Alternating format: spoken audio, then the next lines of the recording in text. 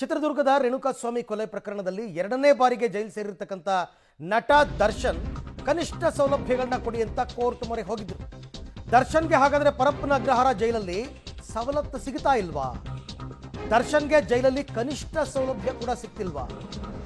ಜೈಲಧಿಕಾರಿಗಳ ವಿರುದ್ಧ ದರ್ಶನ್ ಮಾಡಿರ್ತಕ್ಕಂಥ ಆರೋಪ ನಿಜಾನ? ಜೈಲಲ್ಲಿ ಖುದ್ದು ವೀಕ್ಷಣೆ ಮಾಡಿದ ಕಾನೂನು ಸೇವಾ ಪ್ರಾಧಿಕಾರದ ವರದಿ ಅದರಲ್ಲಿ ಏನಿದೆ?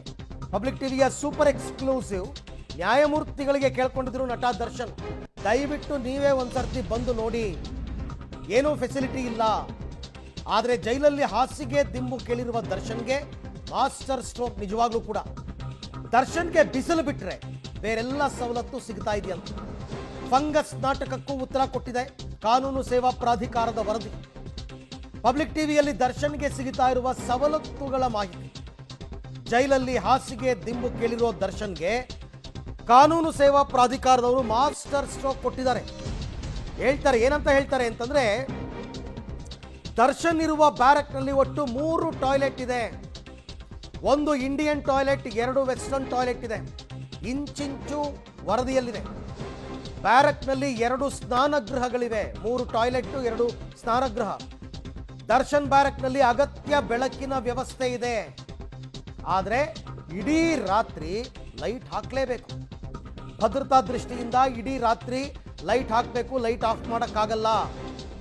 ಆದರೆ ಲೈಟ್ ಇರೋದ್ರಿಂದ ನಿದ್ದೆ ಬರ್ತಿಲ್ಲ ಅಂತ ದರ್ಶನ್ ದೂರ್ತಾ ಇದ್ದಾರೆ.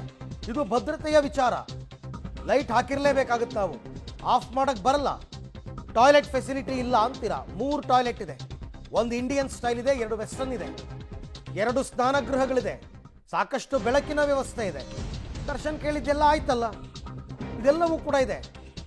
ನೀವು ಕತ್ಲೆ ಆದರೆ ಮಾತ್ರ ನಿದ್ದೆ ಬರುತ್ತೆ, ಲೈಟ್ ಆಫ್ ಮಾಡಿ ಅಂದರೆ ಮಾಡೋಕ್ಕೆ ಬರಲ್ಲ. ಯಾಕೆ ಅಂದರೆ ಭದ್ರತಾ ದೃಷ್ಟಿ.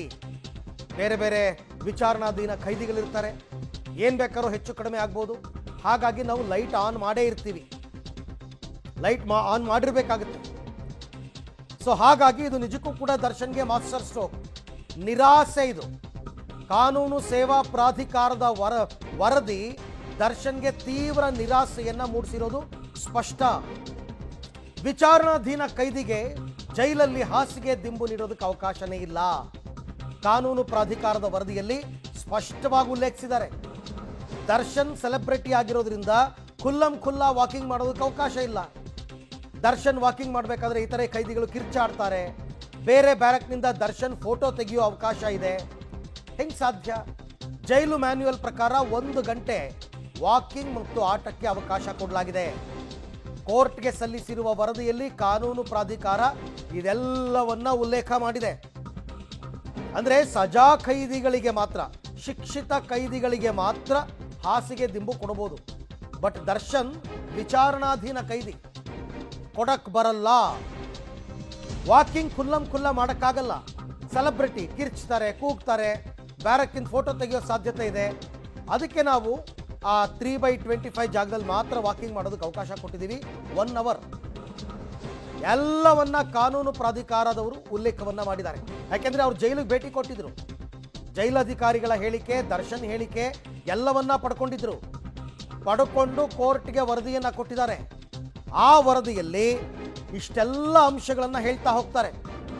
ಜೈಲ್ ಮ್ಯಾನ್ಯುಯಲ್ ಪ್ರಕಾರ ದರ್ಶನ್ಗೆ ಎಲ್ಲ ಫೆಸಿಲಿಟಿನೂ ಸಿಕ್ಕಿದೆ. ಕೊಲೆ ಆರೋಪಿಗೆ ಜೈಲಿನಲ್ಲಿ ಕನಿಷ್ಠ ಸೌಲಭ್ಯ ಏನು ಕೊಡಬೇಕು ಕೊಡ್ತಾ ಇದ್ದೀವಿ. 2 ಬಾತ್ರೂಮ್, 3 ಟಾಯ್ಲೆಟ್ ಇದೆ, 2 ಬಾತ್ರೂಮ್ ಇದೆ. ದರ್ಶನ್ ಬ್ಯಾರಕ್ಕಲ್ಲಿ ಸಿಬ್ಬಂದಿಯ ಬಾಡಿ ವಾರ್ನ್ ಕ್ಯಾಮೆರಾ ಪರಿಶೀಲಿಸಿದ್ದೀವಿ. ಎಲ್ಲ ಅನುಕೂಲ ಇದೆ ನೋಡಿ. ಶಿಸ್ತು ಪಾಲನೆ, ವಾಕಿಂಗ್, ಆಟಕ್ಕೆ ನಿರ್ಬಂಧ ಇರಬಹುದು. ದರ್ಶನ್ ಟಿವಿಗಾಗಿ ಮನವಿ ಮಾಡಿದ್ದಾರೆ, ಫೈನ್. ಆದರೆ ಎಲ್ಲ ಖೈದಿಗಳಿಗೂ ಟಿವಿ ನೀಡೋದಕ್ಕೆ ಅವಕಾಶ ಇಲ್ಲ. ಇವೆಲ್ಲ ರಿಪೋರ್ಟ್ ಅಲ್ಲಿ ಇರೋದು. ಎಲ್ಲ ಬ್ಯಾರಕ್ನಲ್ಲೂ ಕೂಡ ಟಿವಿ ಸೌಲಭ್ಯ ನೀಡೋದಕ್ಕೆ ಸಾಧ್ಯ ಇಲ್ಲ. ಹಾಗಾಗಿ ದರ್ಶನ್ಗೂ ಕೊಡಕ್ಕಾಗಲ್ಲ ಅಂತ ಅವ್ರು ಹೇಳೋದು. ಎಲ್ಲರೂ ಕೇಳ್ತಾರೆ, ಶಿಸ್ತು ಪಾಲನೆ, ವಾಕಿಂಗ್, ಆಟಕ್ಕೆ ನಿರ್ಬಂಧ ಇರಬಹುದು. ದರ್ಶನ್ ಟಿವಿಗಾಗಿ ಮನವಿ ಮಾಡಿದ್ದಾರೆ, ಆದರೆ ಟಿವಿ ಕೊಡಕ್ ಬರಲ್ಲ. ಎಲ್ಲ ಖೈದಿಗಳಿಗೂ ಟಿವಿ ಕೊಡೋದಕ್ಕಾಗಲ್ಲ, ಹಾಗಾಗಿ ಕೊಟ್ಟಿಲ್ಲ. ಅದನ್ನು ಬಿಟ್ಟರೆ ಕನಿಷ್ಠ ಎಲ್ಲವೂ ಕೂಡ ಇದೆ. ಅವ್ರು ಹೇಳ್ತಾರೆ, ಕಾರಿಡಾರ್ನಲ್ಲಿ ವಾಕಿಂಗ್ ಮಾಡಬೇಕಾದ್ರೆ ಇತರೆ ಖೈದಿಗಳು ಕಿರ್ಚ್ತಾರೆ. ಅಕ್ಕಪಕ್ಕದ ಅಪಾರ್ಟ್ಮೆಂಟ್ಗಳಿಂದ ದರ್ಶನ್ ಫೋಟೋ ತೆಗಿಬಹುದು. ಇದೆಲ್ಲ ನಾವು ಎಚ್ಚರಿಕೆ ತಗೊಂಡಿದ್ದೀವಿ. 1 ಗಂಟೆ ವಾಕಿಂಗ್, ಆಟಕ್ಕೆ ಅವಕಾಶ ಇದೆ. ದರ್ಶನ್ ಟಿವಿ ಕೇಳಿದ್ದಾರೆ, ಆದರೆ ಎಲ್ರಿಗೂ ಕೊಡಕ್ಕೆ ಬರಲ್ಲ. ಫೋನ್ನಲ್ಲಿ ಮಾತನಾಡುವಾಗ ಸ್ಪೀಕರ್ ಆನ್ ಮಾಡ್ತಾರೆ ಅಂತ ಆರೋಪ ಇದೆ. ಈ ಥರ ತುಂಬ ವಿಚಾರಗಳು, ಸುದೀರ್ಘವಾದ ವರದಿ ಕೊಟ್ಟಿದ್ದಾರೆ. ಅಲ್ಲಿಗೆ ದರ್ಶನ್ ಹಾಸಿಗೆ ದಿಂಬಿನ ಆಸೆ ಕಮರಿದಂತೆ ಕೊಡಲ್ಲ ನನ್ನ ಪ್ರಕಾರ. ಯಾಕೆಂದರೆ ಶಿಸ್ತು ಪಾಲನಾ ಸಮಿತಿಯಲ್ಲೂ ನ್ಯಾಯಮೂರ್ತಿಗಳೇ ಹೋಗಿರ್ತಾರೆ ಚೆಕ್ ಮಾಡ್ಕೊಂಡು ಬರೋದಕ್ಕೆ. ಸೊ ಹಾಗಾಗಿ ಅವರ ವರದಿಯನ್ನು ಕಂಪ್ಲೀಟ್ ಆಗಿ ಕೋರ್ಟ್ ಪುರಸ್ಕರಿಸುವ ಸಾಧ್ಯತೆ ಇದೆ. ಕಾನೂನು ಪ್ರಾಧಿಕಾರ ಈ ಎಲ್ಲ ವಿಚಾರಗಳನ್ನ ಹೇಳಿದೆ. ಶಿಸ್ತು ಪಾಲನೆ, ವಾಕಿಂಗ್, ಆಟ ಕೊಟ್ಟಿದ್ದೀವಲ್ಲ ಪರ್ಮಿಷನ್. ಆಮೇಲೆ ಕಾಲ್ನಲ್ಲಿ ಫಂಗಸ್ ಬಂದಿದೆ ಅಂತ ಹೇಳಿದ್ರಲ್ಲ, ಅದಕ್ಕೂ ಹೇಳ್ತಾರೆ ಅದು ಫಂಗಸ್ ಅಲ್ಲ, ಅದು ಬಿರುಕು, ಕಾಲು ಒಡ್ಕೊಂಡಿದೆ ಅಷ್ಟೇ. ಟಿವಿ ಕೊಡಕ್ಕೆ ಬರಲ್ಲ.